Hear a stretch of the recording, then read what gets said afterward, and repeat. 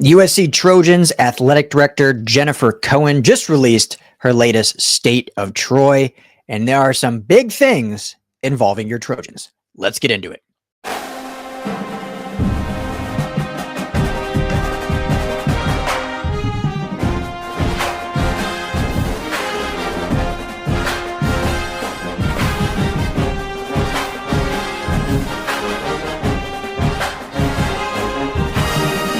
All right, what's going on, Trojan family? Welcome to the USC LAFB show here on the LAFB network. I'm your host, Ryan Dyrud. Hope everyone's enjoying a wet, rainy day. I don't know if you're like me, but it rains so little here that I actually absolutely love it when it rains. It helps that I work from home, don't have to be out really traveling in it other than picking up my daughter from school. So I'm sure many of you that actually have to work out in it have a little different sentiment.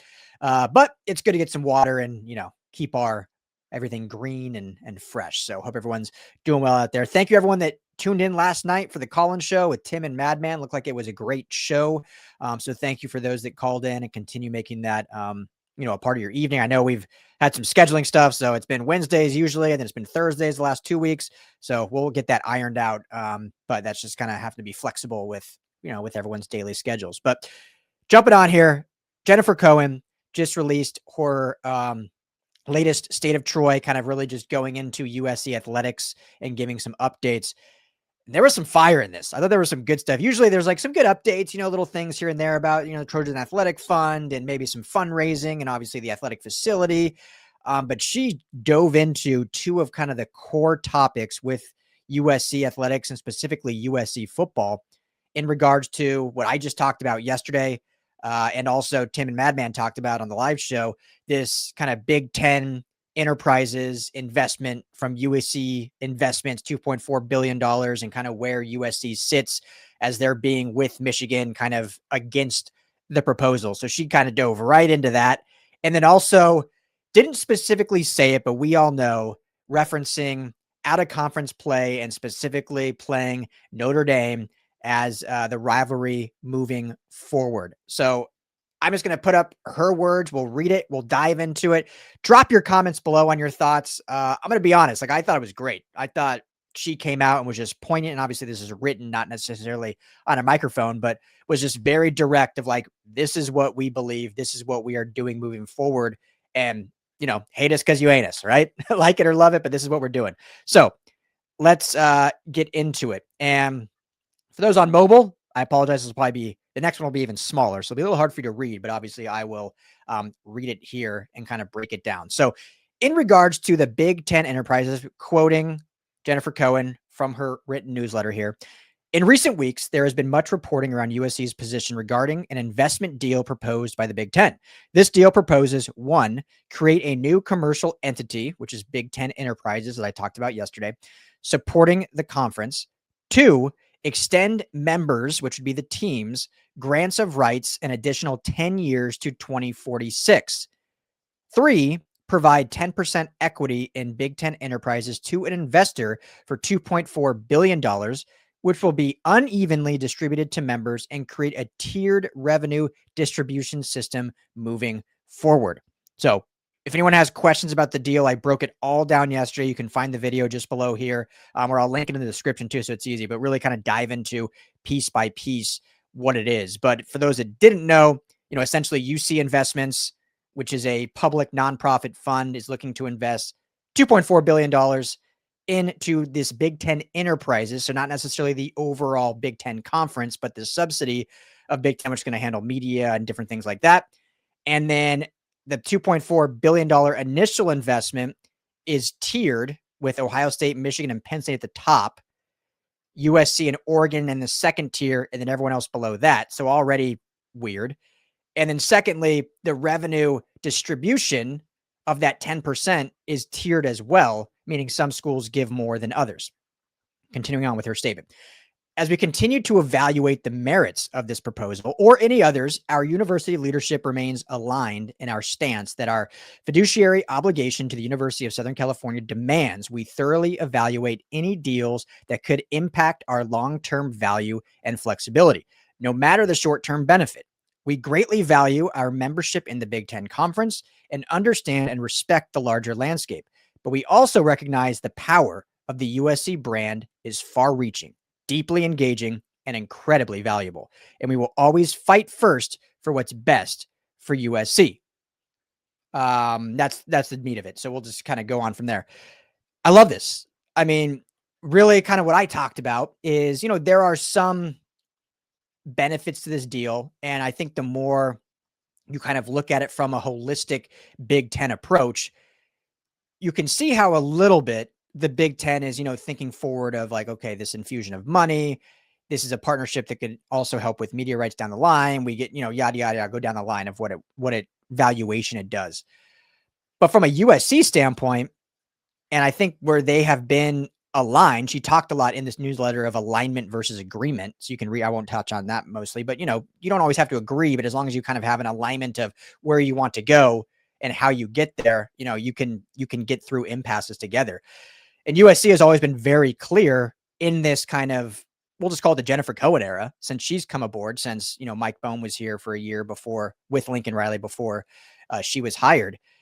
This true like USC first approach, like, hey, we want tradition, we want these things, we love being in the Big Ten, like we think there's a huge opportunity with these other schools in the Big Ten, but we are always going to put USC at the forefront of what we want to happen. And they haven't shied away from that, to a lot of scrutiny from national media outlets, national fans, from even some scrutiny among the actual fan base. And so this is just another example of them saying like, hey, we are always going to put ourselves first. And it's kind of that arrogance that I think other fan bases hate, but USC faithful love. Like, I said it at the top, right? Hate us because you ain't us. We have merch on that, by the way. So grab that, down below. We have a t-shirt, just launched a hoodie. It's getting cold out. So grab that hate us because you ain't us hoodie. But that kind of mentality that, hey, we are a national brand. We're a global brand. Like we don't need to, I don't want to say stoop down, but we don't need to be on a level playing field with some of these other programs that just aren't on our level, whether historically or whether currently, regardless of wins of losses, just in terms of brand identity and national presence. Like the fact that USC is they have it tiered below Ohio State, Penn State, and Michigan is laughable. I mean, it really is like a slap in the face. And, I haven't talked to Tony Petitti, commissioner of the Big Ten, or any of the board, obviously. And I don't know how many have actually spoken with them, but I'm curious what like the thought process was. Like if, let's just say, no matter what, you had to do a tiered approach. Like you didn't want it to be all 18 teams making equal and giving equal. There had to be a tiered approach because, certain schools do bring in a lot more revenue than other schools. It's a fact of life. But I wonder what went into the thinking of USC not being in that top tier. And I don't know, exactly what the TV right. Obviously, a USC was and UCLA and Washington and Oregon, all of were a later player into the media rights deal.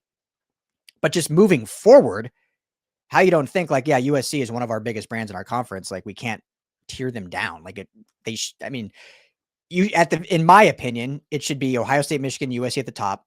Then you could have Penn State and Oregon second tier. You can even throw Washington into that second tier and then everyone else after that. And that's without me really thinking about it a lot. But there isn't a world where Penn State should be above USC. But anyway, I talked a lot about this yesterday. So I just think it's Jen Cohen is coming out and saying, this is our stance. And she didn't give like exact financial figures, but you can just kind of tell reading between the lines of like, hey, if this deal is not going to benefit USC more than others, we don't got to do it. We'll be fine without it. Now, I don't believe they want to leave the Big Ten. Could it come to that? We'll see. But I think that they really do want to be in the Big Ten because, again, remember what I said yesterday, football, I think, would be absolutely fine independent. The rest of the athletics programs, you're going to have to join a conference with those more than likely. And so do you do a thing where football leaves the Big Ten, but the rest stay? Or do you then have to join a whole nother conference for other programs? So it causes a lot of, all in all, you want to stay in the Big Ten. I think there's a ton of power in the Big Ten conference. But Jen Cohen is saying, we got to do what's best for us. We're not a second tier team. Point and blank, we're not a second tier team. So, yeah, good stuff there from Jen. Before we move on to Notre Dame, which I think I love what she says. But let's talk real quickly about our friends over at Sleeper, the #1 sports app today. Go to the App Store or Google Play on Android. Download the Sleeper app, spelled just how it sounds, Sleeper, if I can spell correctly.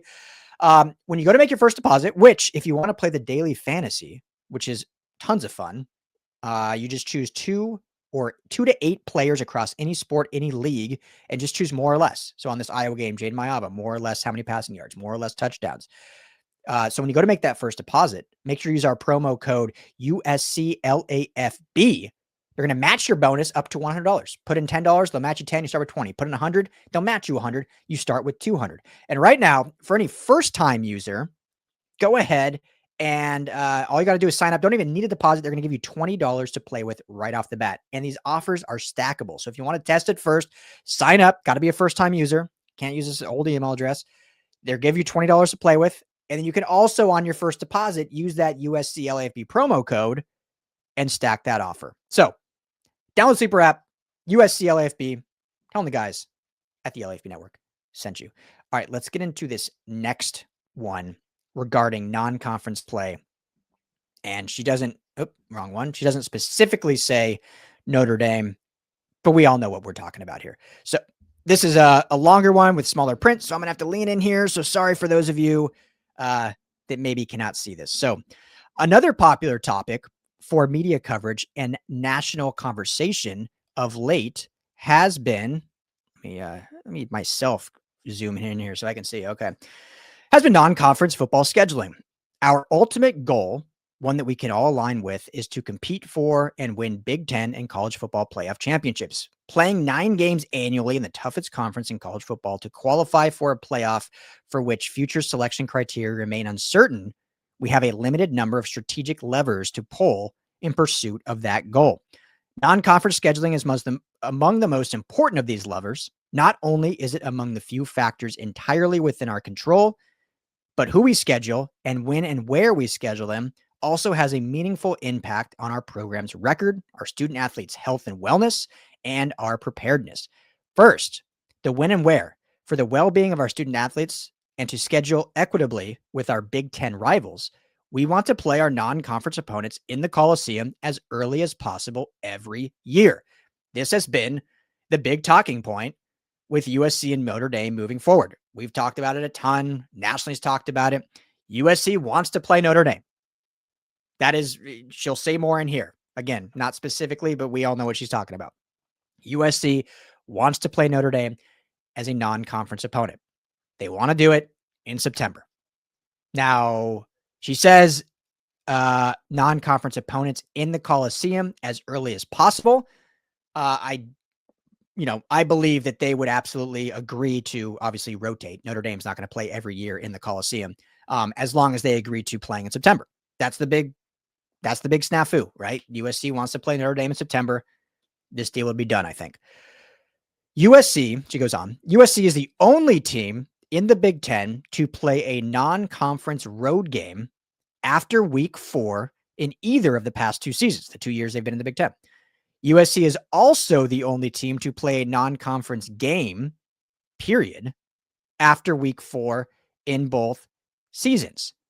The only other Big Ten teams to play non-conference games after week 4 is the 2025 or 2020 seasons played at home against Group of 5 foes. UCLA played Fresno State in 24 of November, and Northwestern played UL Monroe in October. Meanwhile, last year's college football champions, which is Ohio State, finished 4th in the Big Ten and played all their non-conference games at home in weeks 1 through 3. An additional road trip in the middle of conference play without key players may have stressed their roster beyond its limits or cost them a 3rd defeat and eliminated them from playoff contention. Instead, they qualified despite the 2 Big Ten losses. Intentionally making our road to the college football playoff significantly more difficult than our Big Ten peers does not align with our goal to win championships. That said, we want to play meaningful games, and we recognize USC's unique position in college football history. USC is the only FBS program to have never played an FCS opponent. The only FBS program to have never played an FCS opponent. Meanwhile, you have Ole Miss just last week playing, I can't even remember the name of the team they played. I feel bad. I don't mean that disrespectfully, but, playing a FCS team in November. We embrace challenging matchups. They prepare us for conference play, excite our fan base, and grow our brand and revenues. That is why, of our 3 non-conference games each year, we will schedule at least one Power 4 opponent. Now, the SEC and their new scheduling has mandated this, that of the 3, because now they've moved to 9 conference games, and they've also mandated that of the 3 non-conference, 1 has to be a Power 4. The ACC has done this, and I believe the Big 12 has done this also. The Big 10 conference has not required this as of yet. The 3 non-conference can really be whoever. So USC is saying independently, kind of following suit and showing like, hey, we're not scared. We just want to be smart about this. We, if I can find my place again, of our 3 non-conference games each year, we will schedule at least one Power 4 opponent. So that could be Notre Dame, or that could be one of the other Big 4 conferences. If that opponent is a rival with whom we share a long and storied tradition, all the better. There's a nice little jab at Notre Dame, right? Like, hey, if they want to actually agree to our terms, the game will be played every year as it should be. Strategic scheduling is a key competitive advantage, and it is one we must align on. If we don't, we will allow our rivals to leverage us against ourselves, and that can never happen. Trojans are fighters, and we must fight on together.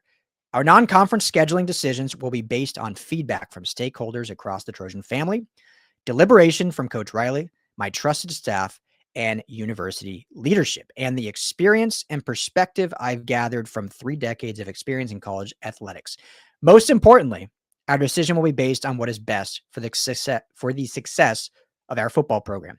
We are excited about a 2026 home schedule that features conference matchups against Ohio State, Oregon, Washington, and Maryland, as well as trips to Indiana, Penn State, Wisconsin, and Rutgers. And we look forward to sharing news on our non-conference football schedule in the near future. Like, just look, just look at that last schedule, right? I read it right there. We'll say it again. Next year, SC plays Ohio State, Oregon, Washington, and Maryland at home. 3 powerhouse programs in Maryland. We'll see what happens to them, but they've shown they got a really good freshman quarterback and 2 really good freshman defensive linemen. As long as they handle those, they have a core. And then on the road, they go to Indiana, who, is going to lose a lot of players this year, but they're going to be in the college football playoff back-to-back years. Penn State, obviously, a lot of turnover there, but it's still Penn State, very tough road game. Wisconsin should be improved, and hey, that is a tough place. Camp Randall's a tough place to play. And Rutgers, which is, the farthest east you can go in the Big Ten.